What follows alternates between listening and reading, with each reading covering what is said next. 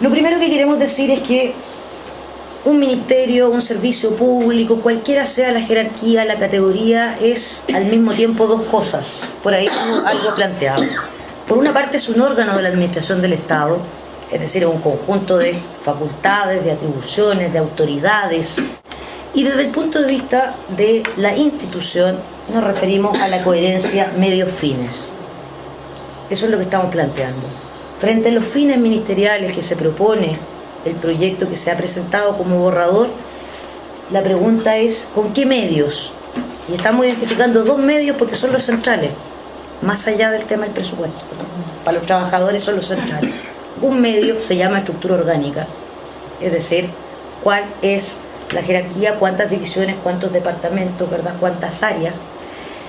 Y otro medio es la dotación, en qué grados, qué funciones van a cumplir, qué tipo de calidad jurídica van a tener, van a seguir siendo a honorario, van a seguir de contrata, van a ser de planta, etcétera, etcétera. Entonces, la pregunta que nos hacemos cuando queremos pensar en la institución y no solamente en una estructura ministerial que se llama órgano de la administración del Estado, es si esta estructura y esa cantidad y calidad de trabajadores permitirá o no satisfacer los fines ministeriales. Aquí quiero hacer una distinción, si estoy muy rápido, por favor me van parando. Hay una distinción muy relevante para los trabajadores entre lo que se llama la estructura orgánica y la estructura funcional, ¿ya? La estructura funcional son básicamente las nominaciones, las denominaciones que le ponen a las cosas. Los departamentos se llaman género, antes se llamaban minorías sexuales, y uno va cambiando en la medida que la política pública también va cambiando, ¿verdad? Antes se llamaban minorías étnicas, ahora hay un enfoque multicultural que es completamente diferente. Pero desde el punto de vista orgánico, lo relevante son los grados, es decir, cuántas divisiones, cuántos departamentos, cómo se subdividen esos departamentos, porque esa estructura orgánica, más allá de si se llama departamento A, B o C o D, que es irrelevante para nosotros, de verdad, lo importante es cuántos grados de la estructura, de la dotación de la planta nos va a ocupar. Uno debería pensar, por ejemplo, que si la estructura orgánica es un triángulo, donde va a haber un ministro, un subsecretario, X divisiones, departamentos, oficinas, bla, bla, bla, la dotación debería ser más o menos el mismo dibujo. 2 cantidades de jefes, 3 de divisiones, 8 de departamentos, y de ahí para abajo, ¿ya? Ahora, ¿por qué es tan relevante esta distinción o esta relación entre estructura orgánica y dotación? Hay varias razones. La primera tiene que ver con la carrera funcionaria. Ustedes, para que nos ubiquemos todos, recuerdan que el segundo nivel, el jefe de división, es un cargo de alta dirección pública, ¿verdad? Y el tercer nivel es un cargo concursable cada 3 años, ¿verdad? Por regla general, no estoy diciendo que tenga que pasar así, pero por regla general, los cargos altos distorsionan la carrera funcionaria, en la medida que impiden que la gente de más abajo empiece a escalar, ¿ya? Porque además distorsionan demasiado el presupuesto. Un jefe, no lo estoy diciendo así como obrera contra jefes, ¿ah? No, un jefe vale 3 o 4 profesionales. Por lo tanto, por ponerles un ejemplo, cuando pasa el Ministerio de Desarrollo Social, le dicen, a este ministerio le vamos a asignar tanto presupuesto, pero no nos indica la estructura orgánica, y entonces la verdad que el presupuesto se fue todo, casi todo para arriba. ¿Me explico? ¿Sí? Y por lo mismo la estabilidad laboral, ¿no? Vamos a identificar 3 periodos de técnicas legislativas. En primer lugar, desde el inicio de la República, los primeros servicios públicos que se crean por ahí, aduanas, el INE, Servicio de Impuesto Interno, hasta 1973, el diseño institucional completo está en DFLs, pero completo. O sea, si uno mira la ley del Servicio de Impuestos Internos, por ejemplo, que se llama el DFL número 2, uno dice, creas el servicio, el jefe de servicio va a ser tanto, qué tipo de profesión va a tener, cuáles son las divisiones, cuáles son las finalidades, cuál es la estructura orgánica, cuál es la dotación de personal, cuántos van a ser de planta, cuántos van a ser de contrato. O sea, el proyecto completo es creado a través de DFL. ¿Por qué? Porque en esa época estábamos bajo el alero de la Constitución del 25, que le entregaba al presidente de la República la facultad de definir cuál era el tamaño del Estado. ¿Ya?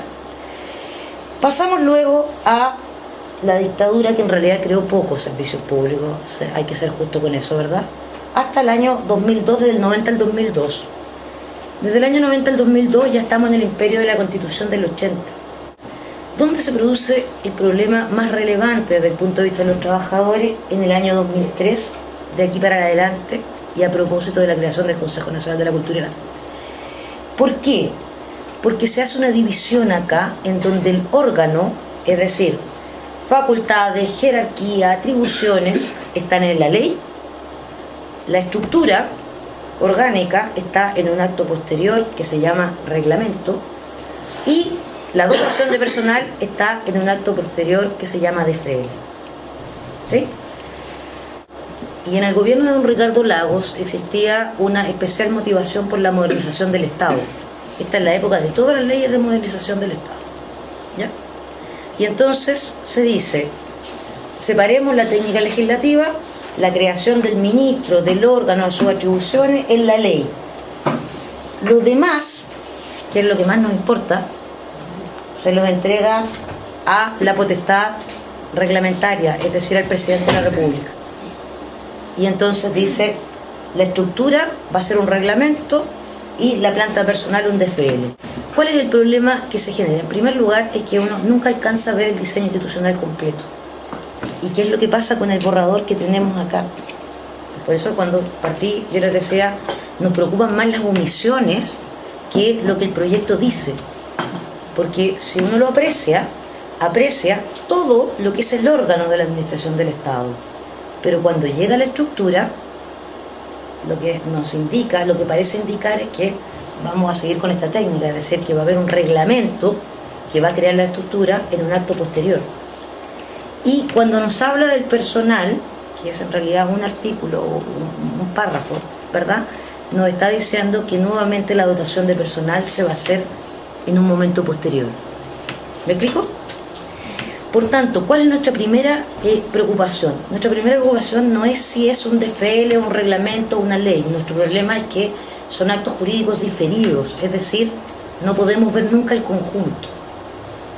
Ese es el problema mayor. Pero no podemos creer que ser más y mejor Estado, ¿verdad?, o crear un Estado garante sea a través de un diseño que no contemple ni a la estructura ni a los trabajadores. Porque no solamente por los trabajadores, sino porque uno deduce naturalmente, porque los ejemplos lo dicen así, de que no se va a lograr. Por ponerle un ejemplo del servicio público que vamos escuchando todo el tiempo, cuando sale la campaña esta de las micros, de no evadir las micros, y esa fuerte campaña, la verdad es que se mandaron a chiquillos de la Subtel que eran funcionarios honorarios y que no alcanzaban a ganar 10 lucas diarias. O sea, ustedes comprenderán, no es un problema de vocación. Ustedes comprenderán que en ese nivel de precariedad laboral nadie se va a estar matando por el que no pague la micro, ¿verdad? Similar pasaba en el Estadio Nacional, cuando decía la gente, los de abajo, yo lo digo porque no tengo nada en contra de la UA, pero yo llevo más de 10 años trabajando en el Estadio Nacional y todo el mundo sabe que los chiquillos entierran copete, marihuana y armas. Pero tenía un puro viejito paseándose por todo el estadio, entonces, ¿qué? En definitiva, lo que quiero decir es que nuestro problema de precariedad laboral no es un problema del bolsillo y de la persona nomás, es un problema de Estado. Por eso los servicios que funcionan bien. Por eso el Servicio de Impuesto Interno no tiene problema, porque tiene una planta fiscalizadora, porque tiene remuneraciones atractivas que hacen imposible el cohecho, ¿verdad? Porque tiene una estructura orgánica que no se ha movido en 50 años, etcétera, etcétera.